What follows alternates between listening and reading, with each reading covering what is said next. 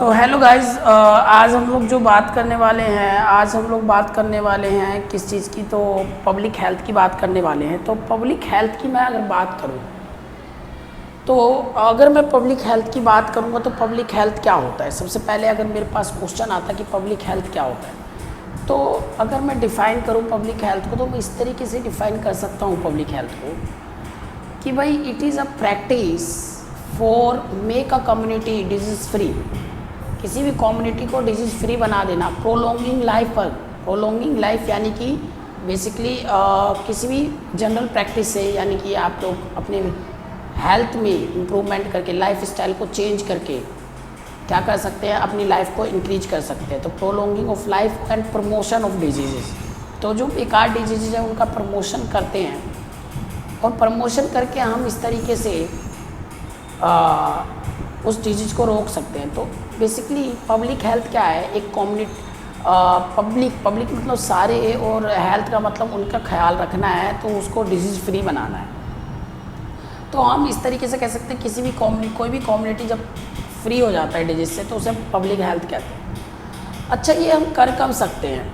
तो WHO की एक एक्सपर्ट कमेटी इस तरीके का डेफिनेशन देती है। WHO की एक एक्सपर्ट कमेटी है जो बताती है कि भाई देखो, सिंपली जो पब्लिक हेल्थ है वो क्या है, किसी भी एक प्रैक्टिस है जिससे कम्युनिटी के हेल्थ को पूरी तरीके से मेंटेन करके रखा जाए, यानी डिजीज़ फ्री बना दिया जाए, अपनी लाइफ को इंक्रीज करा जाए, यानी अपनी लाइफ साइकिल को बढ़ाया जाए।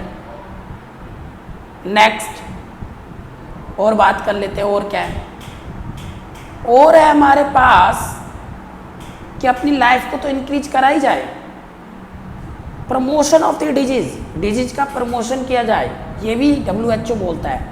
साथ में इन्वायरमेंट की देखभाल, सैनिटाइजेशन ऑफ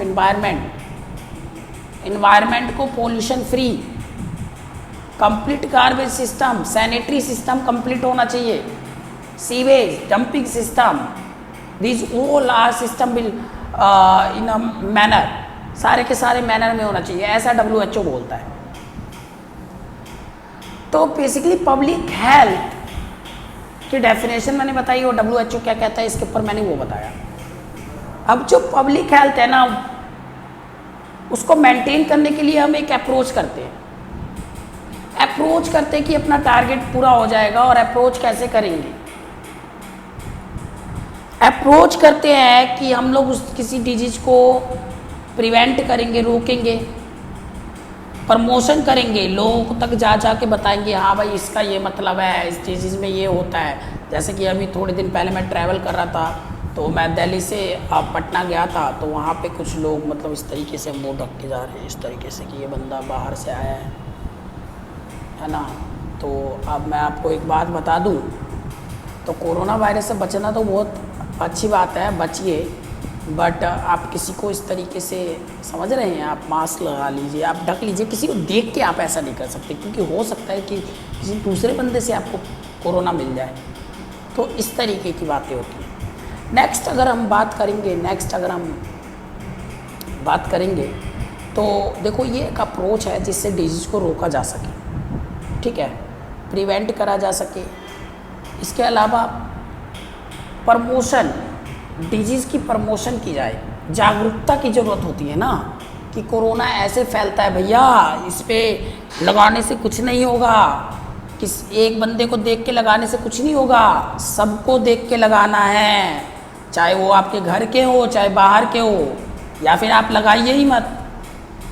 अगर आपको फ्लू है तो आप मास्क लगाइए, इसका मतलब समझ रहे हो, अगर आपको फ्लू है तो आप कवर कर लीजिए, दूसरे को आप नहीं देंगे, ये समझदारी हो जाएगी ना जब, तो इंडिया को मास्क लगाने की ज़रूरत नहीं पड़ेगी, इंडिया विल मास्क फ्री, ठीक है। और बताता हूँ मैं, क्योर करना बहुत ज़रूरी है। तो अप्रोच है ये सब हमारे, कि हम लोग क्या कर लेंगे, डिजीज़ को प्रिवेंट करते हैं, प्रमोशन करेंगे, फिर क्योर करेंगे। इसके बाद इसी वे में WHO एक कमेटी बनाता है पब्लिक हेल्थ के लिए, और लॉन्च कर देता है, जिसका नाम रहता है इस कमेटी का हेल्थ फॉर ऑल कमेटी। और हेल्थ फॉर ऑल कमेटी का काम क्या रखता है 1981 में? इसका काम ये रहता है कि भाई 2000 तक सारे देश नॉर्मल डिजीज से फ्री हो जाए।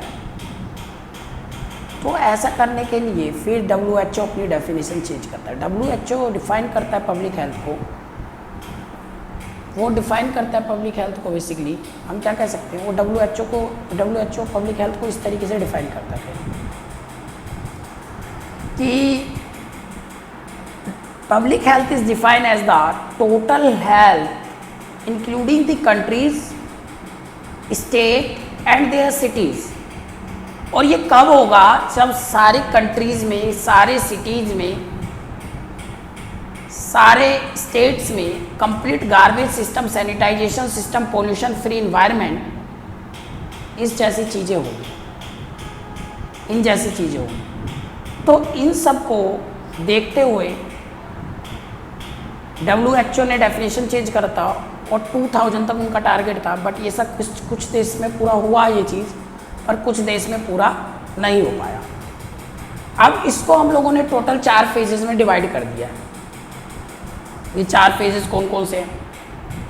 पहला फेज होता है डिजीज कंट्रोल फेज, जो जिसकी चर्चा हमने कल करी थी कि इंग्लैंड के अंदर इंडस्ट्री आई थी, इंडस्ट्री में के वजह से बहुत ज़्यादा पॉल्यूशन हुआ, कूड़ा कचरा हुआ, गार्बेज सिस्टम आया, और इस तरीके से बेचारे लोग बीमार पड़ रहे थे, एम्प्लॉय बीमार पड़ रहे थे, और टाइफाइड जैसी बीमारी आई, कोलेरा जैसी बीमारी आई।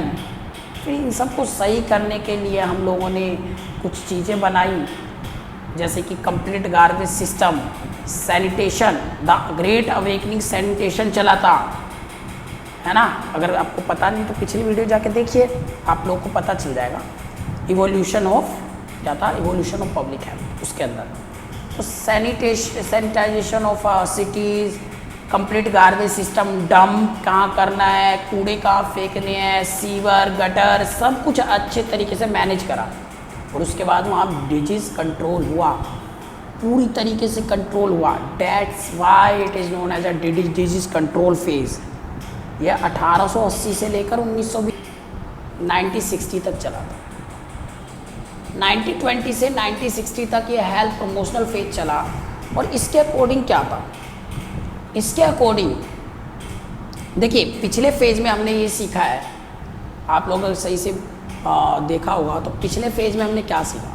पिछले फेज में हमने ये सीखा कि भाई जो डिजीज़ कंट्रोल फेज था उसमें पहले सफाई का बड़ा ध्यान रखा गया, डिस्पोजेबल सिस्टम लगाए, सीवेज ट्रीटमेंट लगा के, सीवेज ट्रीटमेंट प्लांट वगैरह, नालियाँ वगैरह बनाई गई, और गार्बेज को सही तरीके से स्टोर करा ताकि टाइफाइड जैसी बीमारी और कोलेरा जैसी बीमारी भी रुक गई। That's why it is known as a disease control phase. इतने आसानी से नहीं कहते हम इसको डिजीज़ कंट्रोल।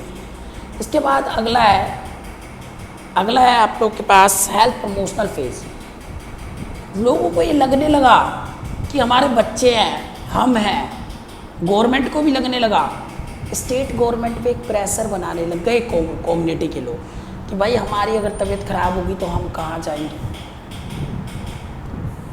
अब प्रमोशन, तो हेल्थ प्रमोशनल फेज हमें यही बताता है कि अस्पताल बनने लग गए, हॉस्पिटल्स बनने लग गए, ठीक है, हेल्थ सेंटर्स बनने लग गए, स्कूल में हेल्थ से रिलेटेड एजुकेशन चालू होने लग गया। इसके अलावा मदर और चाइल्ड के हेल्थ का पूरा ख्याल रखा जाने लग गया। उसके लिए दाई वगैरह की व्यवस्था करी गई, दाई जानते हो ना आप लोग, और मदर चाइल्ड हेल्थ को पूरे तरीके से बढ़ावा दिया गया। स्कूल हेल्थ मैंने बताया ही था आप लोग को। इंडस्ट्रियल हेल्थ, जो भी इंडस्ट्री में मतलब काम कराएगा एम्प्लॉय के लिए उसे अपना एक हेल्थ सिस्टम बनाना पड़ेगा और बताना पड़ेगा कि हाँ मेरे एम्प्लॉय हेल्दी हैं या नहीं। तो इस तरीके से सारा सिस्टम लगाया गया और इस तरीके से प्रमोशन किया गया हेल्थ को। और ये सारा हो रहा था 1920 से 1960 के बीच में। इसी के बीच इंडियन गवर्नमेंट की 1946 में भोरे कमेटी आती है। भोरे कमेटी, भोरे कमेटी क्या कहती है सर?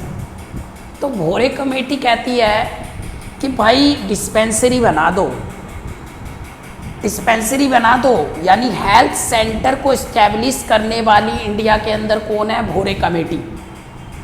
भोरे कमेटी ने इंडिया के अंदर हेल्थ सर्विसेज का इस्टेब्लिशमेंट किया है और ये 1946 के ड्यूरेशन में हो। इसके अलावा विलेज वगैरह में छोटे छोटे हॉस्पिटल, अस्पताल, जागरूकता अभियान जैसी चीज़ें भोरे कमेटी द्वारा 1946 में चलाई गई।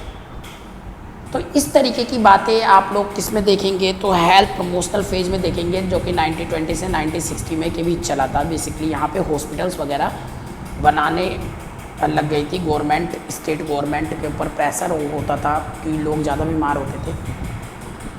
इसके बाद आ जाता है सोशल इंजीनियरिंग। देखो,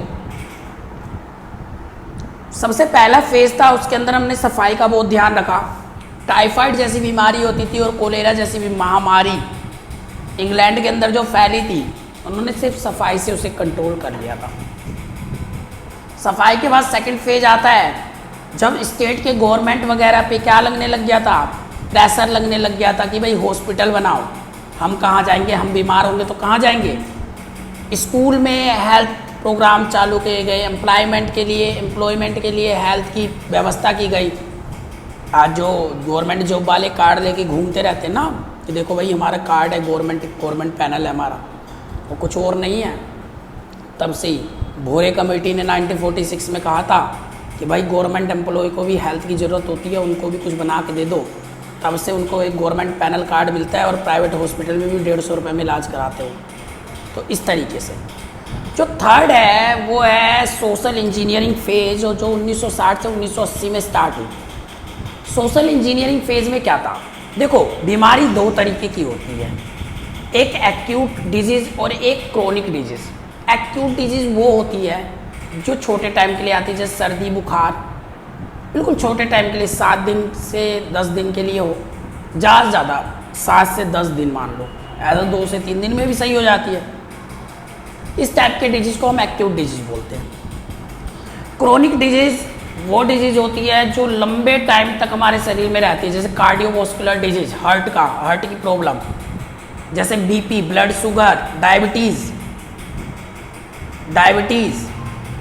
बीपी, हाइपरटेंशन, हाइपोटेंशन, इस तरीके की बीमारी लंबे समय तक चलती है। इनकी दवाइयाँ भी लंबे समय तक चलती है। अभी सुशांत सिंह राजपूत बेचारे की उनकी डेथ हो गई ड्यू टू, ऐसा बोला जाता है ड्यू टू डिप्रेशन, है ना। तो ये जो चीज़ें होती हैं ना, लंबे टाइम तक ये बीमारियाँ चलती है। तो इन सबको मैनेज, देखो शॉर्ट टाइम की बीमारियों को मैनेज करने के लिए तो हमारे पास सिस्टम है पैरासीटामोल का। एक पैरासीटामोल खाओ और सही हो जाओ, फीवर ख़त्म।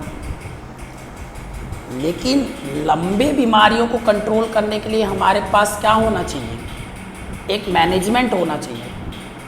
और उस सिस्टम को एक इंजीनियरिंग लेवल से कंट्रोल करते हैं हम लोग। What is the difference between acute and chronic में कैसे डिफरेंस बताया जाए, तो वो बेसिकली इंजीनियरिंग के द्वारा ही बताया जा सकता है। Physics engineering, biotech engineering, lab diagnosis, समझ रहे हो।